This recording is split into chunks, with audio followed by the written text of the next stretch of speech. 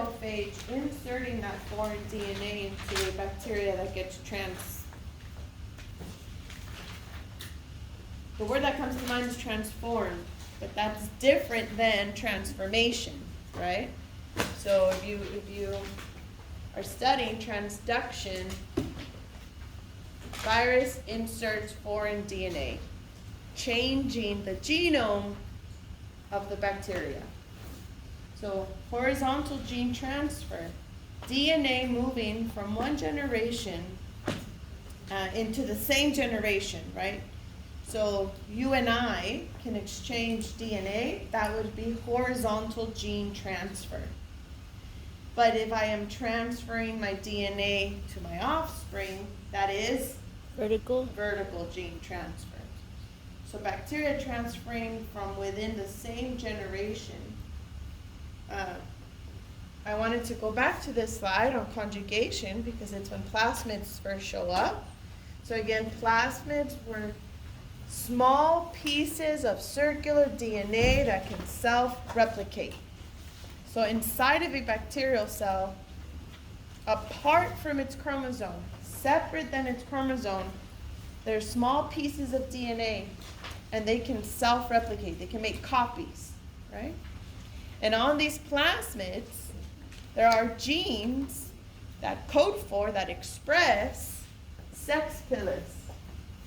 So when a cell has the plasmid that codes for sex pillars, that cell is considered an F+ cell. And the F stands for fertility. Right? Use your imagination. So it creates a sex pilus. The pilus connects to an F- cell, one that does not have the ability to create the pili. It does not have the fertility plasmid. F+ cell sends a copy of the plasmid over to the F-, and now the F- becomes an F+, right? Because now it has the plasmid that codes for sex pili. Now, if that's all, and here's a real life image of a mating bridge, so F+ to an F-, and the plasmid is being transferred. If in real life that's all they were transferring, their ability to make a sex pilus, who cares? Let them have fun, right? You know, our business with bacteria do. But that's not all. That's not the only gene that's on these plasmids. There's many different types of genes, and here they are. So here's a slide about 4 different types of plasmids. So the first one, conjugated plasmid, is what we've been talking about, the F factor.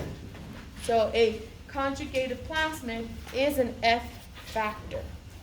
Forms the sex pili to form that mating bridge, allowing them to transfer plasmids from one another. But a plasmid might also be a dismantling or dissimilation plasmid.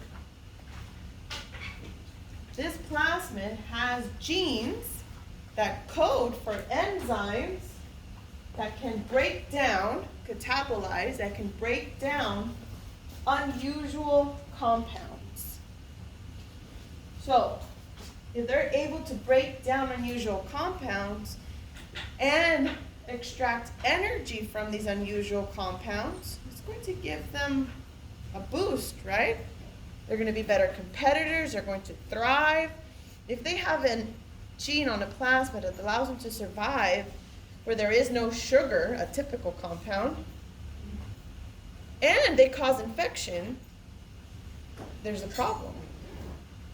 Right, so right now we're learning about a plasmid and we're learning about conjugation. But take it a step further. Why do we care? Why would we study this? We're going to learn about infectious bacteria. If there's an infectious bacteria who can cause a disease and they have a dissimilation plasmid, it gives them the ability to extract energy from unusual compounds. Now we have a bigger problem, right? Because one way of inhibiting growth is remove food, don't allow them to metabolize. So are you following me on this jump?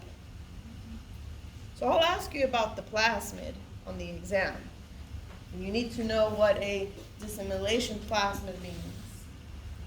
But as a side note, it's going to come up when we cover metabolism. Because here's a plasmid that carries an enzyme involved in the metabolism of unusual compounds.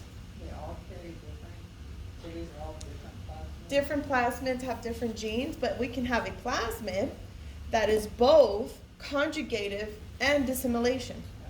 So what makes a plasmid conjugative versus dissimilation? Does it have the gene that codes for pili?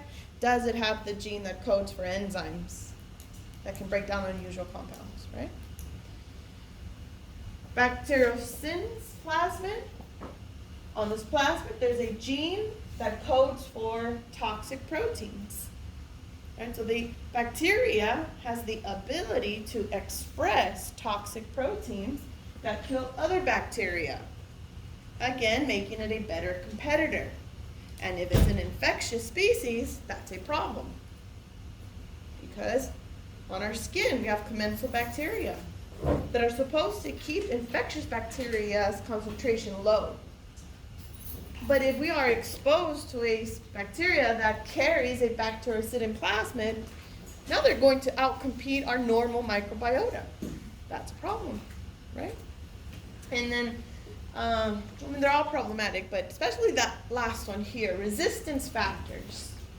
There's different plasmids that carry genes that allow the bacteria to resist different antibiotics. In lab, we're going to work with plasmids that have ampicillin resistance. So the plasmid has a genetic code, a gene, that codes for, let's say, an enzyme that breaks down ampicillin. Now this antibiotic ampicillin can no longer kill the bacteria, right? Or it might have a gene that codes for an enzyme that blocks streptomycin from coming in. Streptomycin, another antibiotic. And we're going to work with both of those in lab. Questions about this slide?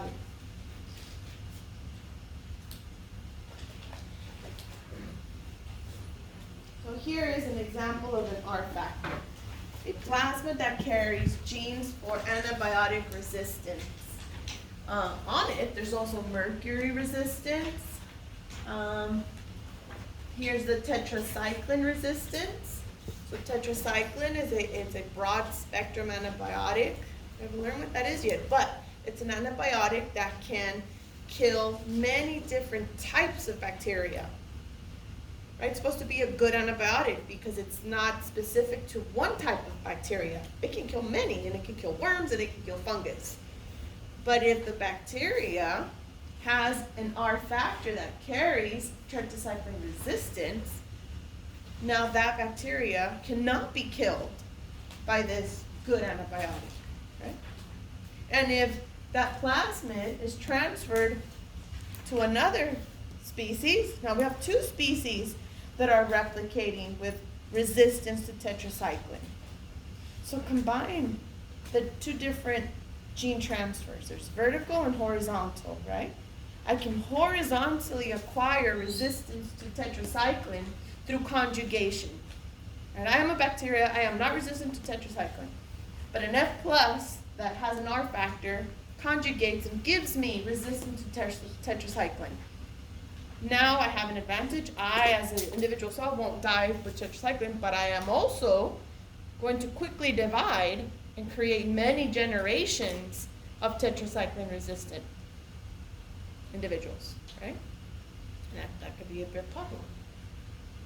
Streptomycin resistance. So here there's resistance to 3 antibiotics, chloramphenicol, and also other sulfonamides are other chemicals, and they were briefly introduced when we covered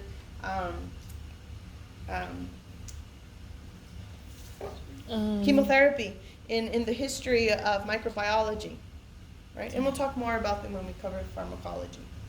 The point right now is that these R factors are a big problem because they can quickly spread resistance across many species of bacteria. And if it's an infectious species, we're in super big trouble. Yes. Do you want us to remember all these resistances? You know, what is an R factor? Okay. So, But why not, right? I mean, There's not much more to remember. Right, so yeah. True or false, R factors could carry resistance to the antibiotic tetracycline. yes, true. Sure. Okay. Very last slide has very little on it, but it's an important one. And I just described the problem with transferring resistance horizontally and then vertically. That vertical transfer from one generation to the next, that's bacteria evolving. Right, so evolution, you might hear that word and you're like, oh, how we came from monkeys. No, evolution is a change in a population's alleles, a change in a population's genetic ability, let's say, right? So with resistance, I just went through it. That species is evolving resistance to the point where we won't be able to inhibit the growth because they're resistant to a broad spectrum antibiotic. Nothing much more can kill it, right? Over many generations. That's what evolution is. Evolution is a whole population changing over time, over many generations. But in bacteria, there could be many generations in 24 hours, right? In 1 week, we can have millions of generations. Fittest organisms for an environment. Let's stay with the same topic that we're covering. Fitness is a measure of how likely you are to pass on your genes, right? Someone who has 8 children is more fit than someone who has 1 child because they passed on their genes to 8 individuals, right? So those traits are going to get carried on more into a population. So a bacteria that has resistance to antibiotics is more fit because it will survive more than the one that's not resistant. Make sense? Fitness. To an environment, what would be my environment? Well, let's say I'm infecting someone's body, and that person, given the antibiotic prescription for 10 days, right? After 10 days, I was supposed to be killed, but because I am strong compared to my other neighbor bacteria, my environment is suited to my fitness, right? The person stopped taking the antibiotic day 7 because they felt better. Now, day 8, 9, and 10, the strong bacteria survive. And what are they doing? They're replicating. They're increasing their fitness. The natural selection acts on favorable traits. So it's favorable to have resistance to antibiotics. And those that don't have the resistance to the antibiotic have the unfavorable trait. Yeah? Ask me something. Daisy. Okay, I have a question. If I had an upper respiratory infection, and so they gave me some oxygen, all within like 3 days, nothing was happening. And so You weren't getting better. No, I wasn't even Uh-huh. I got worse. I couldn't like breathe either. So I went back to the doctor and I said, this is not working. So he gave me a Z-Pack, and that took it away. Right away. And what's in the CPAC? Vancomycin. It's just a shorter amount. So what I'm not a pharmacology guy, I mean, I give a 20-slide lecture, that's all I know. But just logic, so I'm going to say that you were infected by a species that was resistant to amoxicillin, or they think that this is the species that's causing your respiratory infection because it's common, but it might not be the correct species that's causing the infection. So then they must have given you the Z-Pack must be a broader spectrum antibiotic, and it, again, it's going to be effective against both gram-positive and gram-negative, because the penicillins is derived from penicillin, amoxicillin is a semi-synthetic.